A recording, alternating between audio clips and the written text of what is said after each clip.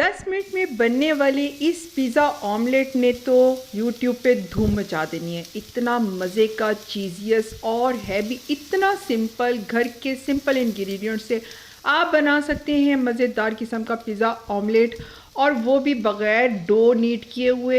यानी हमें डो की भी ज़रूरत नहीं पड़ेगी, और डो के बग़ैर आपका पिज़्ज़ा कैसा बन सकता है, आपकी सोच है। तो जी, आज मैं आपको सिखाने जा रही हूँ कि घर की बची हुई रोटी के साथ, या फिर आप जो बाहर से रोटियां लेकर आते हैं, तंदूर की रोटियां लेकर आते हैं, ख़मीरी रोटी के साथ आप कैसे मज़ेदार किस्म का पिज़्ज़ा ऑमलेट बना सकते हैं, और वो भी इतना चीज़ियस। और यकीन जाने कि 10 मिनट से भी कम वक्त लगेगा इसको बनाने में। करना क्या है, इतने सिंपल से इंग्रेडिएंट होंगे कि आपकी सोच है। आप ऑमलेट तो बनाते होंगे, ब्रेड और ऑमलेट का नाश्ता करते ही होंगे, घर में बच्चे भी करते हैं, और ये आप इतनी जल्दी जल्दी बनाएंगे कि आप ये इसको बच्चों के लंच बॉक्स में भी ना सिर्फ दे सकते हैं, बल्कि इसको आप ऑफिस के टिफ़िन बॉक्स में भी दे सकते हैं। तो आपकी रोटी भी ज़ाया नहीं होगी और बड़े मज़े का एक स्नैक भी बन जाएगा। तो चले चलते हैं इसकी सिंपल सी मेकिंग की तरफ। बिस्मिल्लाहिर्रहमानिर्रहीम। अच्छा जी, ये है ख़मीरी रोटी। अक्सर घरों में जब कोई मेहमान वगैरह आ जाएँ तो ये बच जाती है, तो करते क्या हैं कि इसको फ्राई करके आप अगेन इसका यूज़ कर लेते हैं घी वगैरह लगा के, या इसको गीला करके गरम करके आप घी लगाते हैं और फ्राई करके इसको अगले दिन खा लेते हैं। तो आज इससे बड़े ज़बरदस्त किस्म का ब्रेकफास्ट बनेगा और पिज़्ज़ा भी बनेगा। बच्चे तो खुश होने वाले हैं आज। तो चले चलते हैं जी। अब इसमें से थोड़ी सी मैंने वेजिटेबल्स काटी हैं स्लाइस में, गोल स्लाइस में मैंने टमाटोज़ काटे हैं, कैप्सिकम है, ऑनियन है और सब्ज़ मिर्च है। सारी चीज़ें मैं आपको अभी एक रोटी के साथ बना के दिखा रही हूँ, और उसके अकॉर्डिंग ही मैंने चीज़ें ली हैं। 2 अंडे, सिर्फ 2 अंडों के साथ बनने जा रहा है ज़बरदस्त किस्म का पिज़्ज़ा। 2 अंडे आपने क्रैक करने हैं, और 2 अंडों के हिसाब से मैंने जो आपको चीज़ें दिखाई हैं वो थोड़ी सी ज़्यादा है, क्योंकि मैंने एक रोटी के हिसाब से बनानी है। 1/4 इसमें teaspoon salt, 1 teaspoon chilli flakes, 1 teaspoon इसमें मैंने डाला है सूखा धनिया पाउडर और ज़ीरा पाउडर, और ब्लैक पेपर भी आप थोड़ी थोड़ी, बस बिल्कुल थोड़ी थोड़ी चीज़ें इसमें जाएंगी। और ये रहा इसका सीक्रेट इंग्रेडिएंट, जो कि आपके ऑमलेट को और पिज़्ज़े को जो है वो बड़ा ज़बरदस्त टेस्ट देने वाला है। वो है मायोनीज़। 2 टेबलस्पून इसमें मैंने मायोनीज़ डाली है। अच्छी तरीके से इसको बीट कर लेना है आपने, और फिर चलते हैं नेक्स्ट स्टेप की तरफ। बाउल में मैंने पानी डाला है, या सिंपल आप टैप के नीचे या साफ साफ सुथरा सा पानी आप डालें, और यहाँ पर इसको भिगो लें थोड़ी देर के। भिगोना यानी भिगो के आपने रखना नहीं है, जस्ट आपने इसको गीला करना है, और गीला करके आपका तवा जो है वो गर्म होना चाहिए। तवे के ऊपर हल्का सा घी डालेंगे हम, बटर चाहे बटर डालें, मैंने देसी घी यूज़ किया है। आप चाहें तो इसको सिंपल कुकिंग ऑयल में भी बना सकते हैं।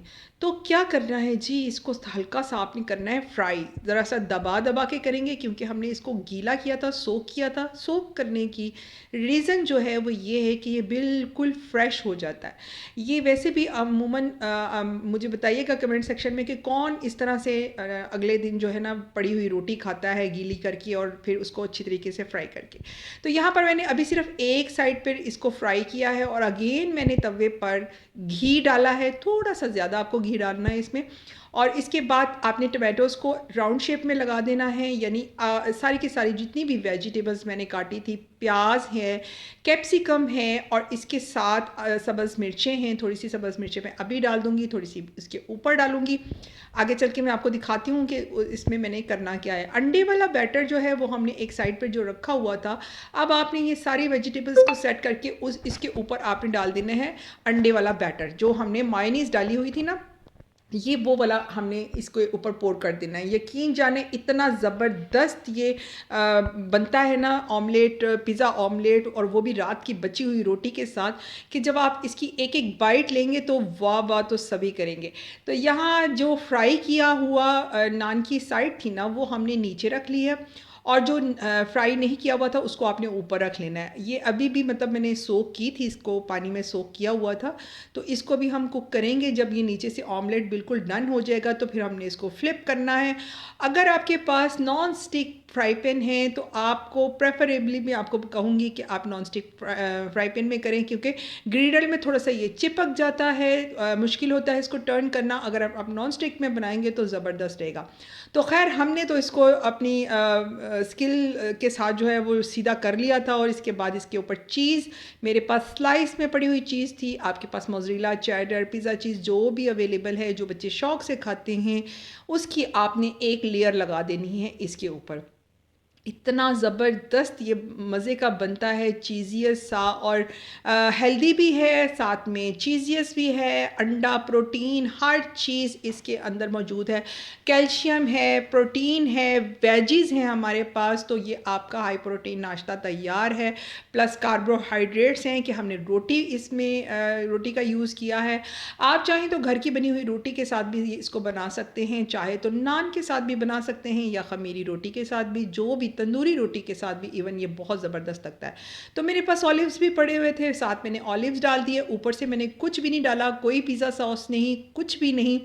और इसके बग़ैर ही ये इतना यमी बनता है, क्योंकि ऑमलेट ऑलरेडी इसके साथ गया हुआ है, इतना चीज़ी सा, क्रीमी सा, सॉफ्ट सा ऊपर से, और नीचे से हल्की सी क्रिस्पीनेस जब रोटी के साथ इसकी जाती है तो क्या ही कमाल का इसका टेस्ट लगता है। तो मस्ट ट्राई रेसिपी है, और इस तरह की चीज़ें जो है, इस तरह की चीज़ें बनाने से आपकी जो बची हुई चीज़ होती है वो बहुत अच्छे तरीके से कंज्यूम भी हो जाती है, और बच्चे भी खुश और माएँ भी खुश। तो ज़रूर ट्राई कीजिएगा, और पिज़्ज़ा कटर की मदद से आप इसके स्लाइस कर सकते हैं। अगर आपको थोड़ी सी भी रेसिपी पसंद आई है तो जल्दी से लाइक कर दीजिए, चैनल पर न्यू हैं तो सब्सक्राइब कर दीजिए, और अगर अभी भी आपने मेरी डबल डेकर ब्रेड वाली पिज़्ज़ा की रेसिपी नहीं देखी तो जल्दी से देख लें, वो तो बहुत ही यम्मी के वन बोर्ड पिज़्ज़े की बेशुमार रेसिपीज़ मौजूद हैं, ज़रूर ट्राई कीजिएगा। मुझे दीजिए इजाज़त, अल्लाह हाफ़िज़।